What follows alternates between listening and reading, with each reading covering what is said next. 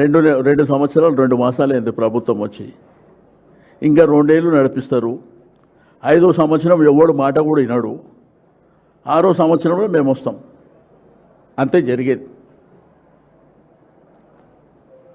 దీంట్లో ఏంటంటే సింపుల్, అది ఏమి నడిపించినా 2 ఏళ్ళే, అది కూడా 18 మాసాలు. ఆ 5th ఇయర్ ఉంటుంది కదా, ఎవడెవడి మాట వినడు. ఆ 1 ఇయర్ కాగానే మళ్ళీ మేము వస్తాం. కాబట్టి ఇదంతా చరిత్ర.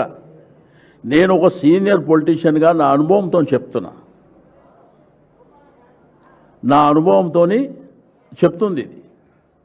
ఇది ఎప్పుడు శాశ్వతం కాదు హరాస్మెంట్ అనేది. దీని వలన చేసే వాళ్ళకి నష్టం తప్ప ఎదుటి వాళ్ళకి ఎప్పుడు నష్టం ఉండదు. మీకేందంటే అల్ప సంతోషం అంటారు కదా, టెంపరవరీగా సంతోషపడవచ్చు, బట్ ఫైనల్గా దాని జడ్జిమెంట్ వేరే రకంగా ఉంటుంది. ఇప్పుడు మొన్న ఫర్ ఎగ్జాంపుల్ ఎన్టీవీలో మొన్న 3 రిపోర్టర్స్ని అరెస్ట్ చేశారు. నేను అక్కడ పోయిన కంట్రోల్ రూమ్ సీసేసుకు నేను వాళ్ళని కలుస్తా అంటే ఇవాళ హాలిడే సార్ అని చెప్పాడు. పోలీసు కూడా హాలిడే ఉంటుందని నాకు ఆ రోజు ఎరికాయి. కలవడానికి వీల్లేదన్నారు. ఓ ఇట్లా హంగామా జరిగిందంటే ఏదో ప్రపంచం బద్దలైనట్టు అనుభవం జరిగింది. తీరా న్యాయమూర్తి దగ్గర తీసుకపోతే ఏం జరిగింది అంటే, వాళ్ళు పెట్టిన సెక్షన్స్ ఏవైతే ఉన్నాయో వాళ్ళకి అసలు ఎలిజిబులే కాదు. ఏం చేశారు? ఇప్పుడు దానివల్ల పోలీస్ డిపార్ట్మెంట్ కానీ ప్రభుత్వానికి ఏమన్నా పేరు వచ్చిందా? వాళ్ళ ముగ్గురికి పేరు వచ్చిందా? వాళ్ళు ముగ్గురే హీరోలు అయినారు కదా. మనకి అదే జరుగుతుంది అంటున్నా నేను ఆ రోజు చెప్పిన. ఇప్పుడు వాళ్ళు ఒక కథనం ప్లే చేస్తే దాని మీద సిట్ వేసారు, కంప్లైంట్ ఇచ్చిన సిట్ వేసారు. ఇంకొక పత్రికల ఒక ఆర్టికల్ వచ్చింది, బట్టి విక్రమార్క ఆ మీడియా యాజమాన్యము అదంతా వచ్చింది. దాని మీద సిట్ ఎందుకు వేయలే?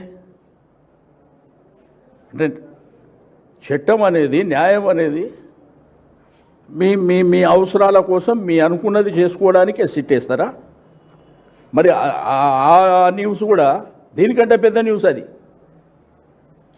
దీనికంటే పెద్ద న్యూస్. ఒక డైరెక్టు డిప్యూటీ చీఫ్ మినిస్టర్ గారిని పార్టీ చేసారు దాంట్లో.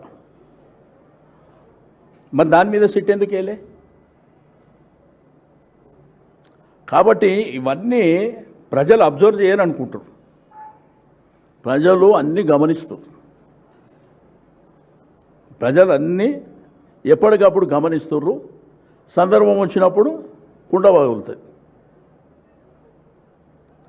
నేను ఆ రోజు కూడా చెప్పిన సిసిఎస్ దగ్గర, పొలిటీషియన్ అయిపోయింది, ఇంకా మీ 4th ఎస్టేట్ మీద ఉన్నది మీకు, మీరు ఎంత పాజిటివ్ ఉన్నా మళ్ళీ మీ మీదనే ఉంటుంది అని చెప్పి.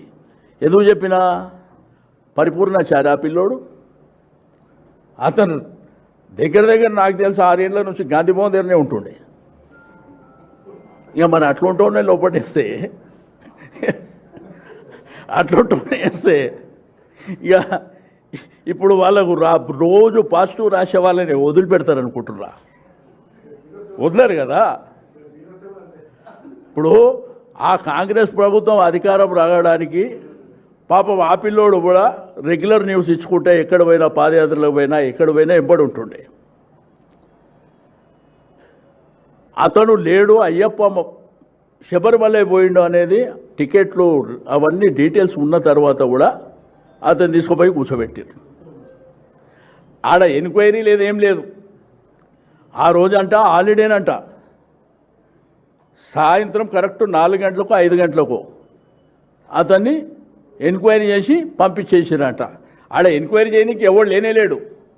ఎంక్వైరీ చేసి ఇట్లా పంపించారో తెలియదు. వాళ్ళు ఏంటంటే కొంతమంది మంత్రులు మాట్లాడుకుర్రు, అరే మన ఎంబడి 6 ఏళ్ళ నుంచి గాంధీ భవన్లోనే ఉన్నాడు కదా, పాపం అతన్ని వదిలిపెట్టండి అని చెప్పినట్టుండ్రు, పంపించారు. కాబట్టి మన దగ్గర ఉన్న వాళ్ళకు ఫేవర్గా ఉన్న పత్రికా యాజమాన్యానికి, టీవీ ఛానల్ యజమాన్యాన్ని కూడా రిక్వెస్ట్ చేస్తున్నా, గారు 6 ఏళ్ల నుంచి ఆడ పడి పాపం వాళ్ళ ప్రభుత్వం రావడానికి కృషి చేసిన ఆయననే వదలలేదంటే మరి రేపు మిమ్మల్ని వదులుతారని మీరు ఎట్లా అనుకుంటున్నారో నాకైతే తెలియదు. మీరు కూడా కొంత జాగ్రత్తగా ఉండండి. 100% నేనే బాధ్యత తీసుకుంటా. నేను ఇప్పుడు కూడా బాధ్యతనే ఉంటా. మీకు తెలుసు, పాత్రికేయులో ఎవరికి ఏం జరిగినా కానీ నా దగ్గరకు వచ్చినప్పుడు నాకు తోచినంత సాయం చేసుకుంటా పోతా. ఏదైనా ఇబ్బంది ఉంది వీళ్ళతో మాట్లాడమంటే నేను మాట్లాడతా. నేను ఇప్పుడు అజంటూనే మాట్లాడతా నేను. కాబట్టి అప్పుడు మా ప్రభుత్వం వచ్చినప్పుడు కూడా తప్పకుండా బాధ్యతగా మీ పక్షాన్ని నేను నిలబడతా. కానీ ఇది మాత్రం ప్రమాదమైనటువంటిది. అది పరిపూర్ణాచారినే వదులనోడు మిమ్మల్ని వదులుతాడన్న గ్యారెంటీ లేదు. ఎందుకంటే మనము కొన్ని గమనించాలి. వాస్తవ పరిస్థితులు ఏందనేది మనం అర్థం చేసుకోవాలి. అంటే వాళ్ళకి ఏమైపోయిందంటే వీళ్ళని అరెస్ట్ చేస్తే మేము హీరోలం అయిపోతాం. అల్లు అర్జున్ అరెస్ట్ చేశారు కదా, హీరో అయిపోతామని. ఇప్పుడు వాళ్ళు కూడా గమ్మునుకుర్రు. వాళ్ళు కూడా ఎలక్షన్లు అప్పుడు లేస్తారు. ఎవరికైనా ఆపర్చునిటీ కదా సందర్భం వచ్చినప్పుడు. అచ్చా, టికెట్ల రేట్లు రాజాసాబో ఏదో సినిమా అనుకుంటా,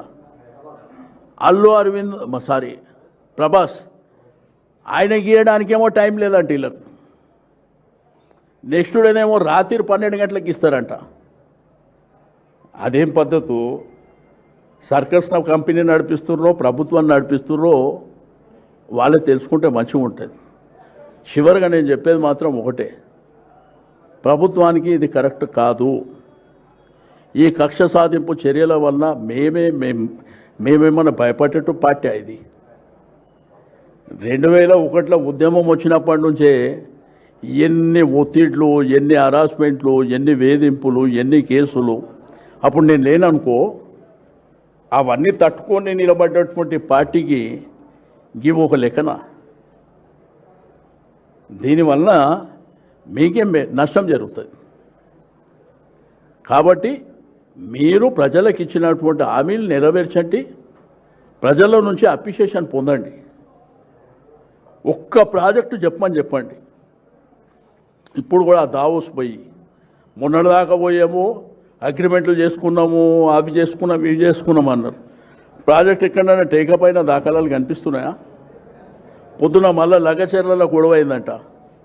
లగచర్ల పొద్దున్నే గొడవ అయిందని చెప్పి నేను టీవీలో ఎక్కడనో స్క్రోలింగ్ చూసిన. లగచర్ల గ్రామంలో గొడవ అయింది. ఆ కాన్సెన్స్ కూడా కొడంగలే. కాబట్టి ఇంత పని వదిలిపెట్టి ప్రభుత్వానికి ఎప్పుడైనా కానీ పని చాలా ఉంటుంది. ప్రభుత్వానికి చేతి నిండా పని ఉంటుంది. ఆ పని చేసుకోండి ఫస్ట్. ఆ పని వదిలిపెట్టి ఈ పనికిరాని పనుల మీద చేస్తే అల్టిమేట్గా మీకే నష్టం జరుగుతుంది. అది గుర్తుపెట్టుకోండి.